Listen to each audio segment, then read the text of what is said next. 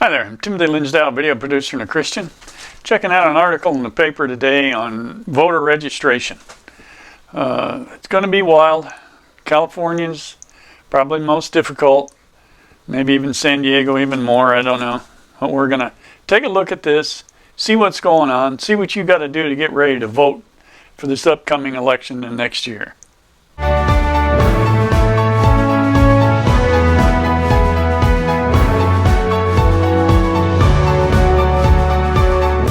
Before we get started, like and comment on my video, subscribe to my channel, that'd be great. Really appreciate that. Yeah, it starts out here, the San Diego County Registrar of Voters, it says, check your electoral health and act now.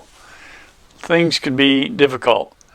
This week, the Registrar of Office is sending out something like 1.8 million postcards to registered voters in San Diego County. The current registration and party affiliation options are important. One option is whether you vote in a primary other than your official party's primary. And that's what's changed. The Democratic Party, the American Independent Party, and the Libertarian Party will allow voter registered in their parties as no party preference. Now what that means is you can vote for the presidential candidate, but if you have registered as nonpartisan, you have to request a nonpartisan voter registration from those parties. Now, if voters want to pick one of these parties' candidates, they need to be proactive and request no party preference nonpartisan versions of their respective party ballots. Now, I hope you might have figured that out. They can request them at the polls on the day of election or in advance, and believe you me, it better be in advance. You don't want to be backed up at the polls trying to figure out paperwork. Jeez.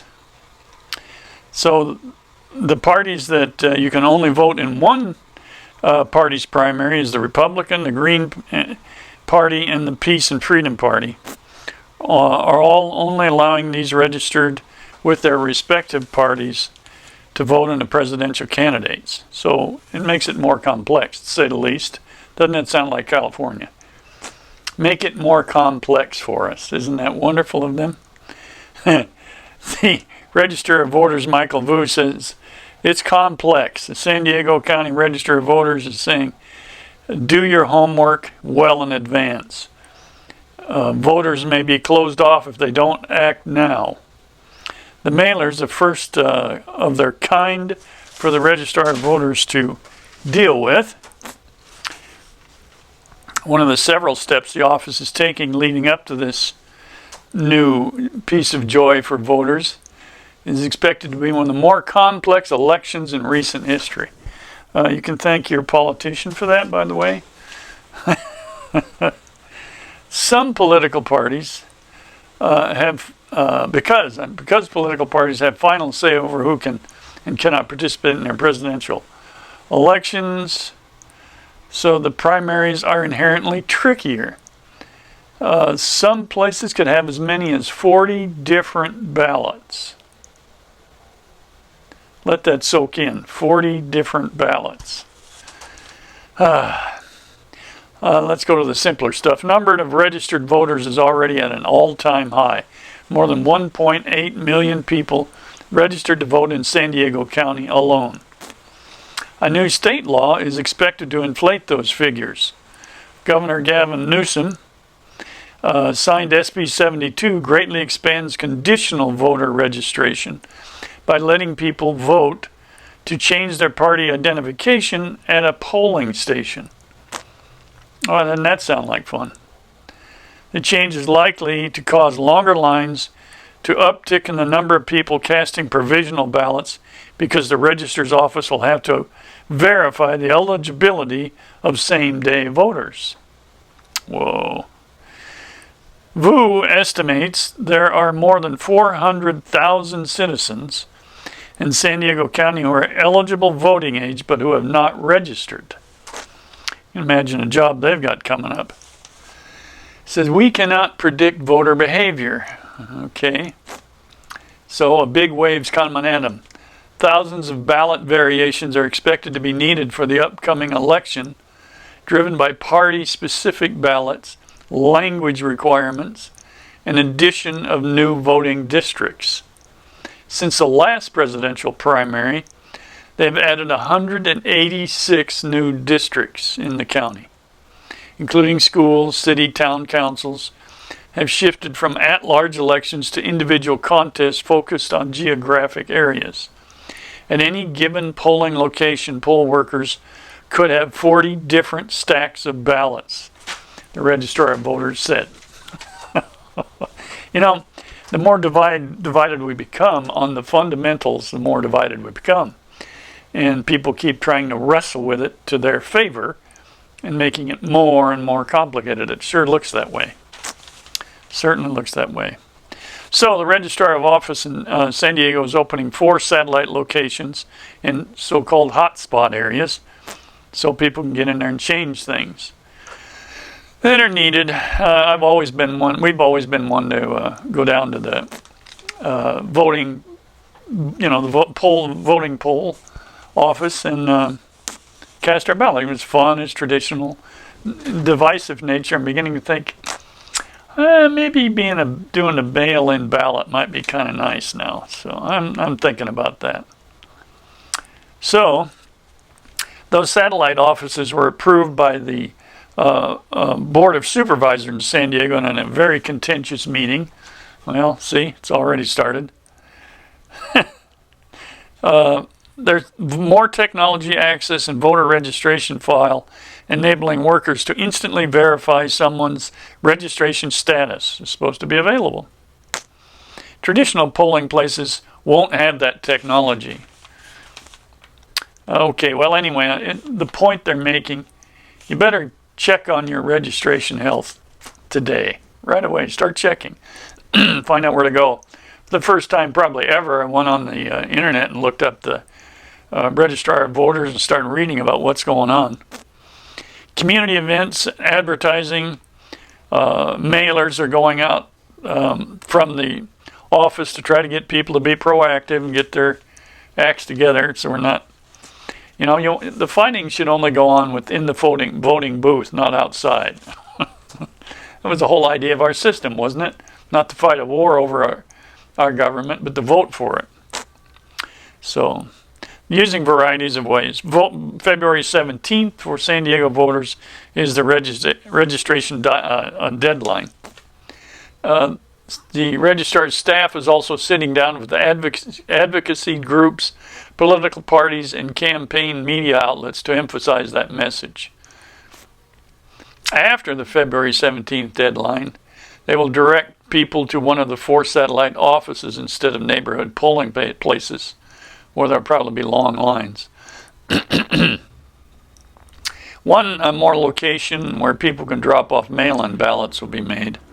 I'm not quite sure what that means, but mail ballot packages will be going out on February 3rd.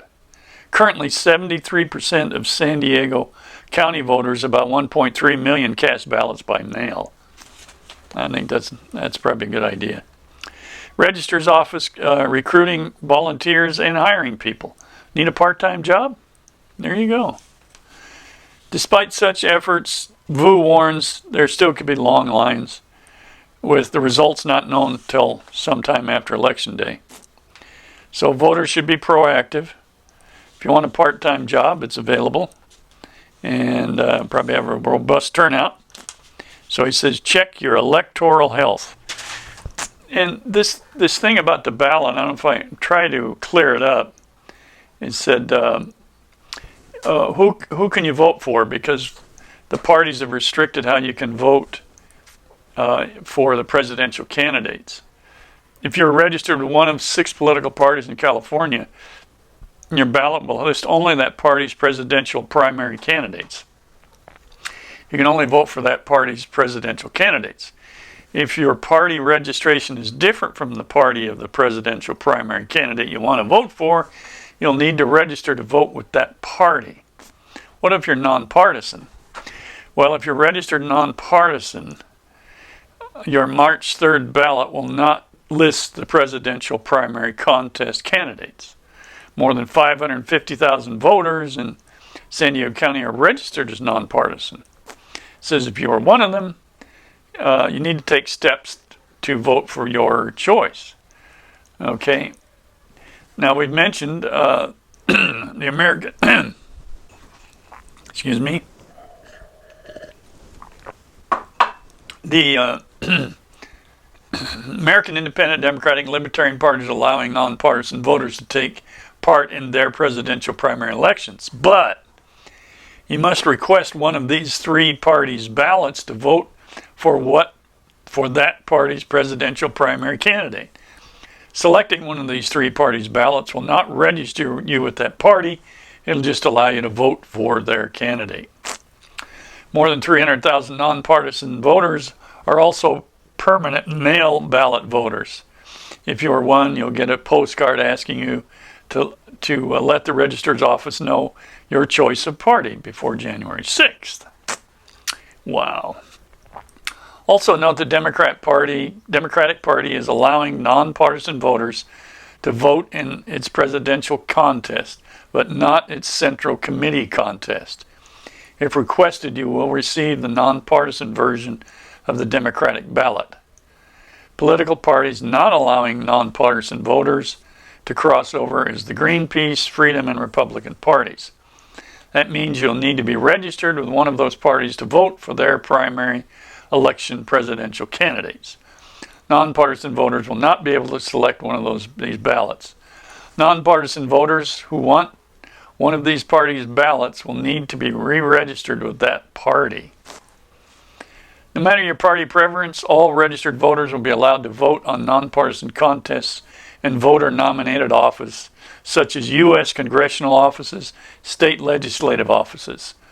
And that is where the top two vote getters are nominated to advance. So that what changed, this is also a change from before.